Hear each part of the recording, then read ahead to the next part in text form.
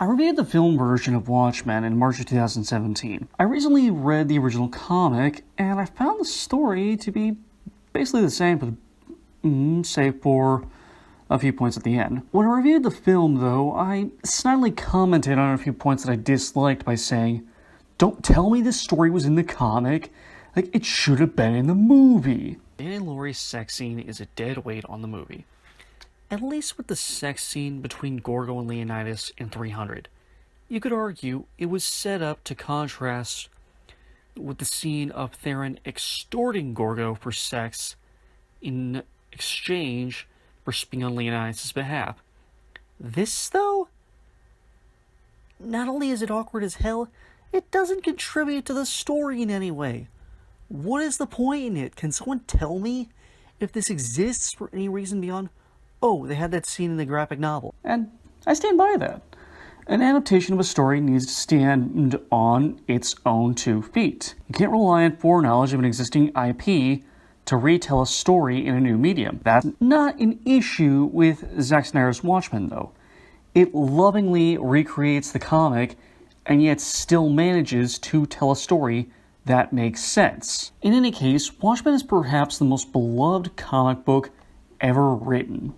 In 2005, it famously received placement in Time Magazine's Top 100 English-language novels published since 1923, alongside works like The Catcher in the Rye, To Kill a Mockingbird, and Slaughterhouse-Five. In 1988, Moore and Gibbons received a Hugo Award for their work on the comic. In 2008, Watchmen was named number 13 on Entertainment Weekly's list of the top 50 best novels released in the last 25 years.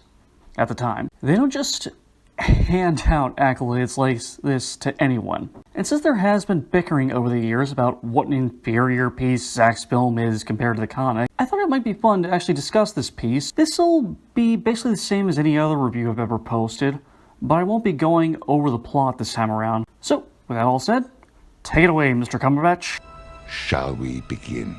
Prose. Alan Moore's prose are simply lovely. There are times where I was left frustrated by the story interruptions from excerpts from Tales of the Black Freighter, Hollis Mason's autobiography, and all the other segments, but the actual stories are all well told and very interesting. I didn't always like Moore's efforts to emphasize the human drama of the average New Yorkers, but I did always appreciate it. If you're going to destroy half a city, it does make sense to make us feel sorry by actually making us know who the people are before they're actually destroyed. And it really does break my heart when you see old Bernie try to protect young Bernie from the blast, especially when we start the next chapter and we see old Bernie's dead body holding onto young Bernie's dead body. I also love how certain out-of-context quotes from the Black Freighter are overlaid on top of scenes that aren't about the same thing, but the quotes still fit with what the characters might be thinking. Like when old Bernie is putting up ads on his newspaper stand and he's talking about how his late wife would have hated how superheroes have ended up with Ozymandias almost being assassinated and Rorschach attacking people while in prison. And the narration of the Black Freighter reads, "Those glorious days, that innocence, dead?"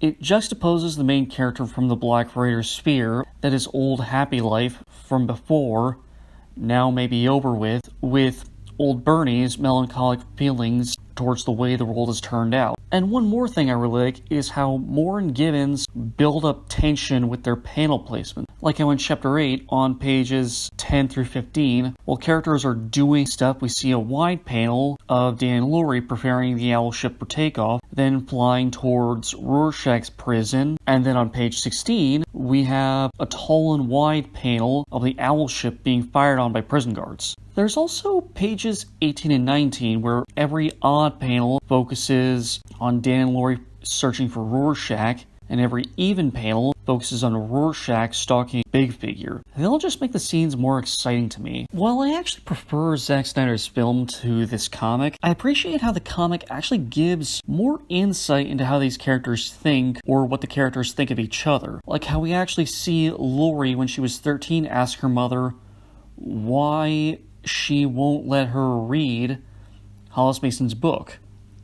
And the obvious answer is she doesn't want her daughter to know what happened to her. We then move ahead about 10 years later to a banquet held in Blake's honor, after Laurie's finally gotten to read Hollis's books, and she opts to give the son of a bitch who tried to hurt her mom a piece of her damn mind. And Blake knows that Laurie is her daughter, but Laurie doesn't know Blake is her father.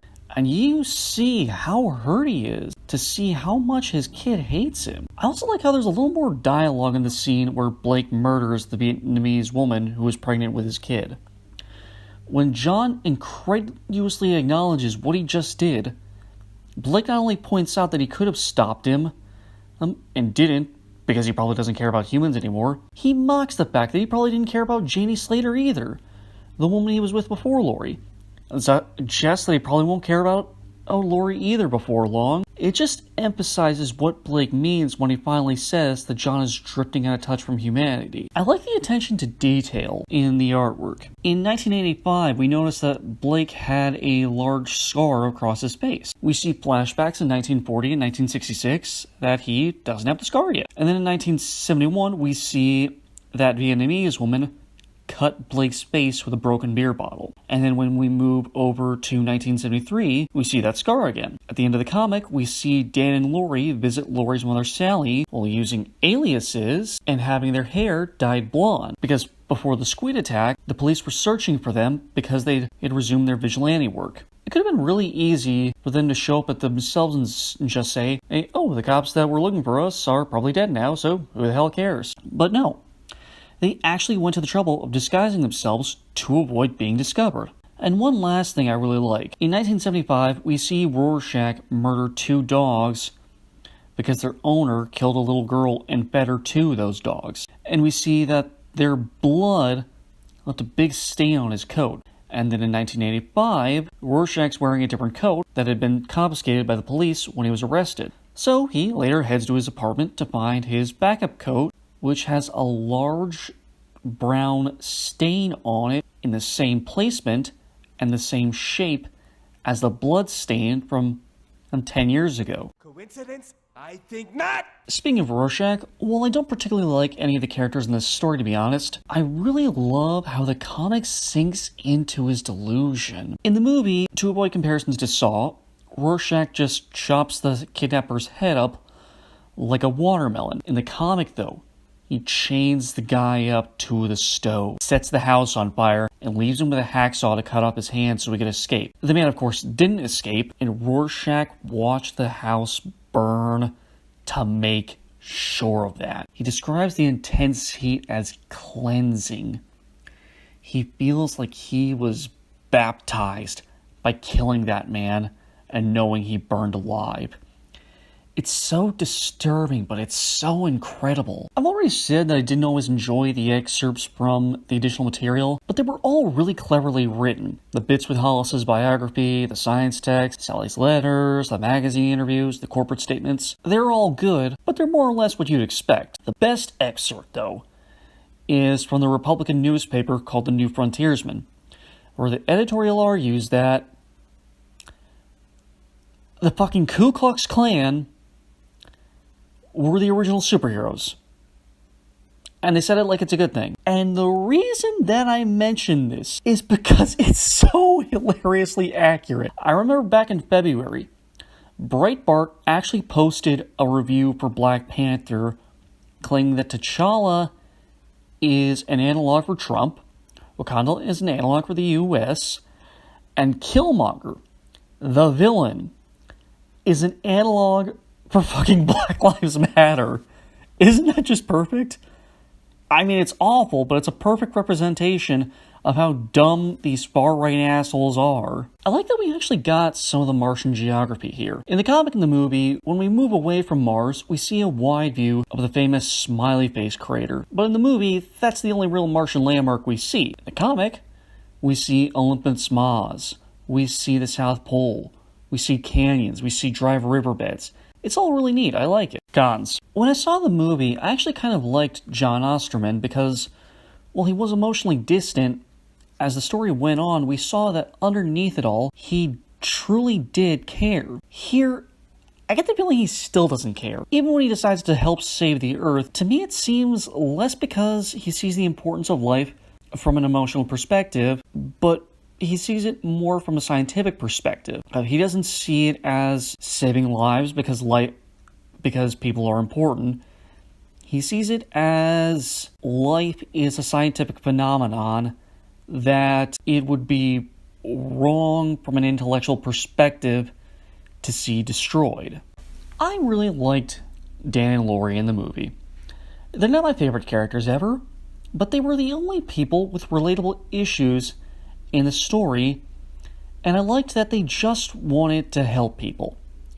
They didn't want to save the world, they didn't want to punish evil, they just wanted to help people. And while that's still true here, there's two things they do at the end that just infuriate me. They agree to keep Adrian's secret a little too easily, for one. In the movie, there's more arguments to be had. Adrian insists that he's created world peace, but Dan counters that it's peace based on a lie. John then concedes that if they tell the truth, they'll only doom the world to nuclear war. Lori tries to insist that this is wrong, but John tells her that this is the only way to protect the most people. They never verbally agree, but they do ultimately choose to keep the secret. And even then, Dan still wails on Adrian and tells him that he's an asshole. Dad, a world united in a peace, there had to be sacrifice. No! You haven't idealized mankind, but you've deformed it. You've mutilated it. That's your legacy.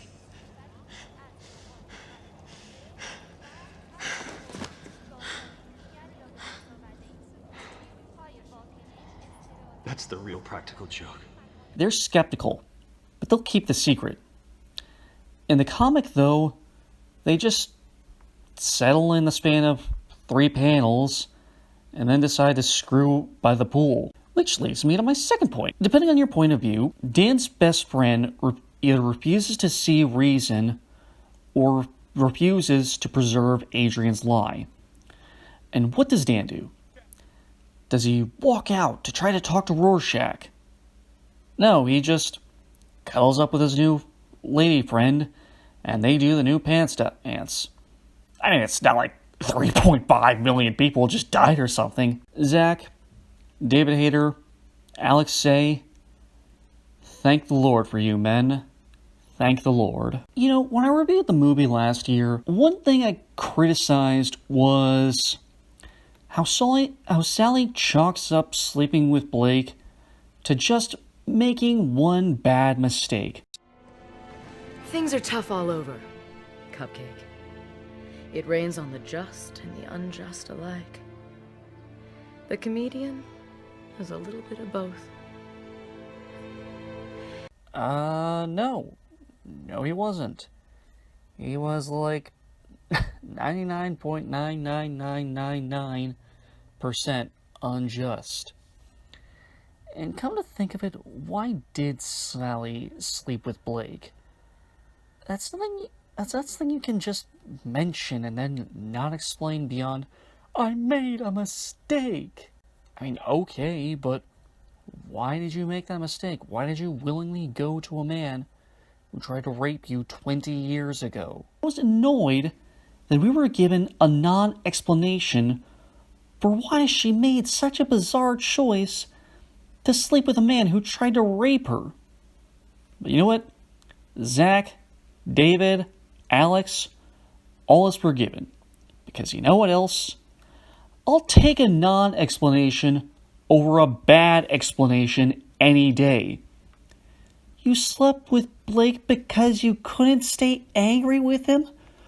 What the fuck are you talking about? I mean, fine, if you want to forgive him, good for you. Be a big person. But don't sleep with a person who doesn't respect you, or women in general, frankly, or people in general, to be honest. Like, I'm all for women being allowed to make their own choices. But that doesn't mean you're free from judgment for your own weird-ass choices, Sally. What the hell? I actually really liked Adrian Veidt in the movie. He had a grim determination to him. He understood the severity of what he'd done, but he did it anyway because it had to be done. I've made myself feel every day. See every innocent face I've murdered to save humanity. In the comic, I'm not sure the guy does fully understand what he's done. Over 3 million people are dead. Some of whom were people you knew. Some of whom were people you trusted, who you loved. And you're cracking jokes? What the fuck is wrong with you? Amen to that, Wade. Amen to that. That's about it. Everything else I liked in the movie, I liked here. Everything else that I disliked in the movie, I disliked here, save for a few smaller points. Watchmen is a classic of the comic book medium for a good reason. It's still not a story I especially like, but it's still one that I really appreciate and respect. It's a story that I definitely see myself coming back to, and not just because I want to reevaluate the movie, or because I want to discuss the Black Raven Under the Hood shorts, but also because it's a genuinely intriguing story. I'm going to give Alan Moore and Dave Gibbons' Watchmen a 4 out of 5. Thank you for watching. I hope you enjoyed this review. And if you did, like this video and subscribe to my channel. I previously reviewed the film adaptation of this movie, which I've already mentioned, and that's going to be in the description below. If you enjoyed that video, please feel free to check out my any other videos discussing the works of Zack Snyder. That's in the playlist. I've also previously talked about the MCU movie Black Panther, as well as the video game Marvel Ultimate Alliance. Also previously just discussed plus the trailers for Aquaman and Shazam, along with the announcement video for the Clone Wars Season 7, which I'm really excited for. Or after you've watched all that stuff, well, feel free to check out everything else. Have a great day, everyone. Woodstock, out.